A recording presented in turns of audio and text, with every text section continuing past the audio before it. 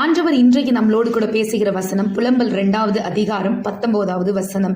எழுந்திரு, ராத்திரியிலே முதற் ஜாமத்தில் கூப்பிடு, ஆண்டவரின் சமூகத்தில் உன் இருதயத்தை தண்ணீரை போல் ஊற்றிவிடு. எல்லா தெருக்களின் முனையிலும் பசியினால் மூர்ச்சித்து போகிற உன் குழந்தைகளின் பிராணனுக்காக உன் கைகளை அவரிடத்தில் ஏறெடு.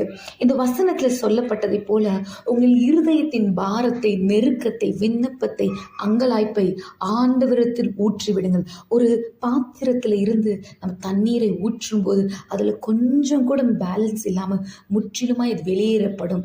ஒரு திக்கான காரியம், ஒரு மில்க் ஷேக்கையோ ஏதோ ஒன்று நம்ம கப்பில் இருந்து ஊற்றணும்னா அது முழுவதுமா வெளியேறாது, கொஞ்சம் பேலன்ஸ் இருக்கும். ஆனால் தண்ணீரை நம்ம ஊற்றும் போது அது முற்றிலுமே கீழே ஊற்றப்பட்டிருக்கும். அதுபோல நம்ம பாரங்களை, நெருக்கங்களை, விண்ணப்பத்தை எல்லாவற்றையும் ஆண்டவரிடத்தில் முழுவதுமாய் ஊற்றிவிட்டு அவரிடத்தில் எல்லாத்தையும் ஒப்பு கொடுத்து அவரை நோக்கி, பிள்ளைகளுக்காக மாத்திரமில்லை, உங்கள் வாழ்க்கையில் இருக்கிற சகல காரியங்களுக்கும் ஆண்டவரை நோக்கி, அவரால் தான் முடியும்னு அவை நோக்கி உங்களோட கைகளை ஏறிடுங்கள்.